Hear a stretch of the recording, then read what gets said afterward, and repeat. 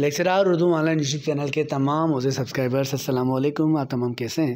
امید ہے کہ بالکل ٹھیک ہوں گے، شاد ہوں گے، آباد ہوں گے، ہنستے مسکراتے ہوں گے اور ہمیشہ کی طرح پڑھتے ہوں گے۔ ادبی اصطلاحات کا سلسلہ جاری ہے اور اس سلسلے کی پہلی کڑی آپ تک پہنچائی گئی اور اس میں ہم نے آفاقیت کو سمجھا کہ آفاقیت کیا ہے، اور اب ہم آج جو موضوع لے کر آئے ہیں وہ موضوع ہے تلمیح۔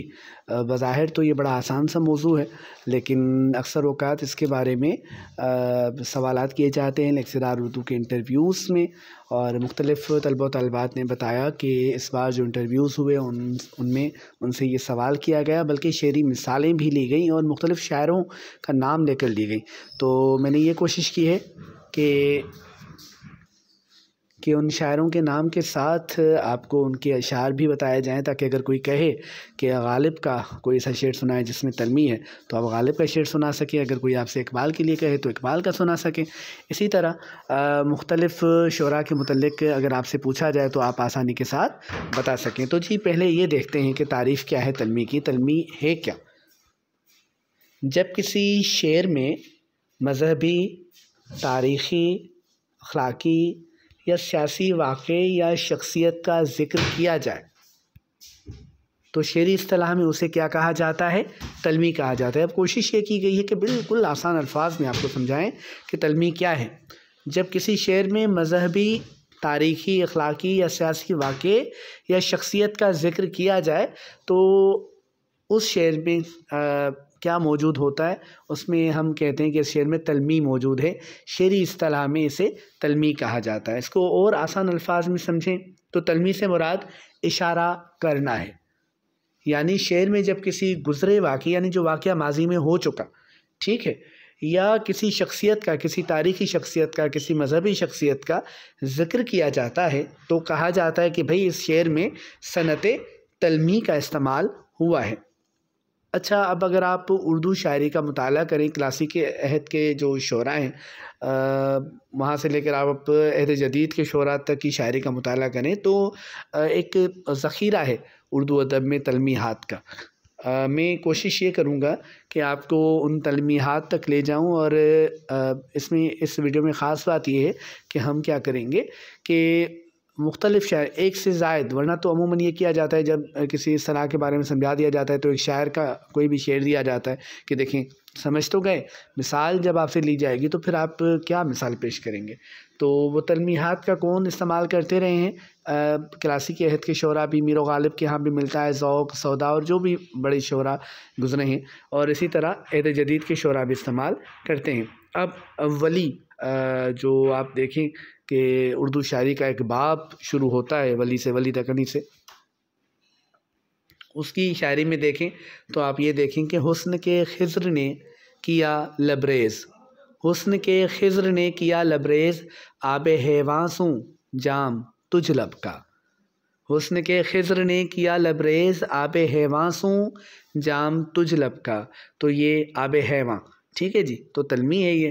اس کے علاوہ اچھا کوئی بھی ویڈیو میں سے کوئی بھی شعر ہو، کسی کا مطلب نہ آ رہا ہو، تشریح درکار ہو، کسی لفظ کا مطلب نہ آ رہا ہو، کسی تلمیح کا آپ مطلب نہ سمجھ پا رہے ہوں تو مجھ سے آپ آسانی سے پوچھ سکتے ہیں کمنٹس میں۔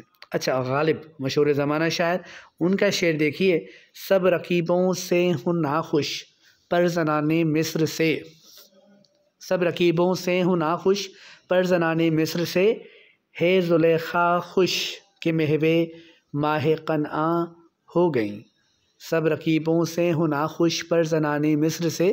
یہ زلیخا اور یوسف، حضرت یوسف علیہ السلام کے دور کی بات ہو رہی ہے اور یہ تلمیح ہے۔ سب رقیبوں سے ہوں ناخوش پر زنان مصر سے، ہے زلیخا خوش کہ محو ماہ قنعاں ہو گئیں۔ یا مزید ایک بڑا مشہور عالم شعر ہے، کس کا؟ مرزا غالب کا، آپ نے سلیبس میں بھی پڑھا ہوگا، نصاب میں بھی دیکھا ہوگا اور ویسے ہی یاد ہوتا ہے آپ کو، ابن مریم ہوا کرے کوئی، ابن مریم ہوا کرے کوئی، میرے دکھ کی دوا کرے کوئی۔ اور اس کا اگلا شعر ہے نا کہ بات پر ماں زبان کٹتی ہے، وہ کہیں اور سنا کرے کوئی، لیکن وہ اس میں تلمیح نہیں ہے، تلمیح اس شعر میں ہے کہ ابن مریم ہوا کرے کوئی، میرے دکھ کی دوا کرے کوئی۔ تو ابن مریم اس میں تلمیح ہے۔ کیا کیا خضر نے سکندر سے، کیا کیا خضر نے سکندر سے، اب کسے رہنما کرے کوئی.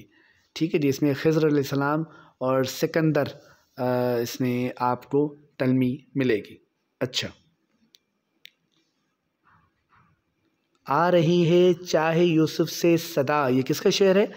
حالی کا شعر ہے. آ رہی ہے چاہے یوسف سے صدا، دوست یہاں تھوڑے ہیں اور بھائی بہت. چاہے یوسف علیہ السلام یعنی مذہبی واقعے کی طرف اشارہ ہے اس میں. الطاف حسین حالی کا یہ شعر ہے.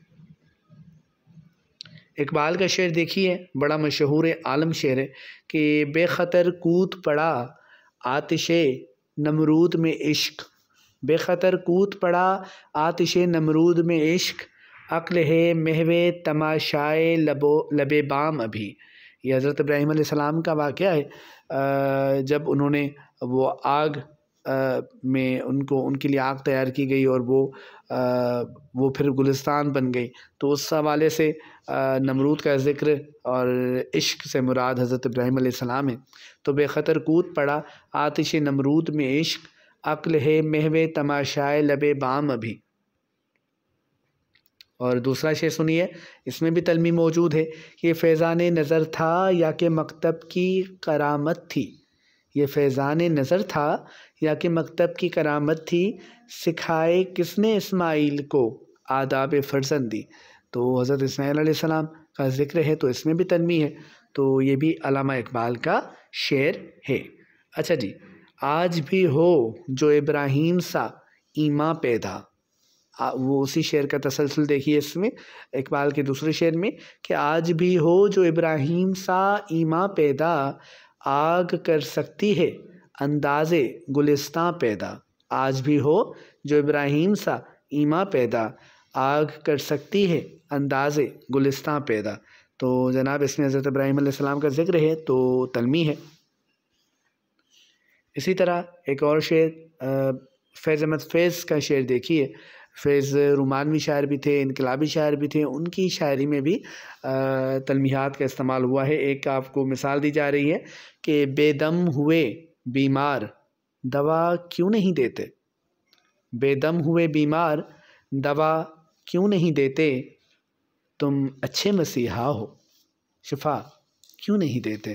تو بالکل مسیحا یہاں سے آپ حضرت عیسیٰ علیہ السلام جسے جن کی تاریخ کے متعلق آپ نے یقینی طور پر پڑھا ہوگا، مسیحا لفظ کو دیکھیں تو آپ کو وہ تلمی یاد آ جائے گی.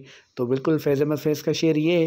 اسی طرح تلمی میں آپ کو بتا چکا ہوں کہ جب کوئی بھی شعر میں مذہبی واقعے کی طرف اشارہ ہو، کسی اخلاقی سیاسی واقعے کی طرف اشارہ ہو، تو ایسے شعر کو ہم کہتے ہیں کہ اس شعر میں تلمی کا استعمال ہوا ہے. اسی طرح کی بہترین ویڈیوز دیکھنے کے لیے چینل کو سبسکرائب کیجیے.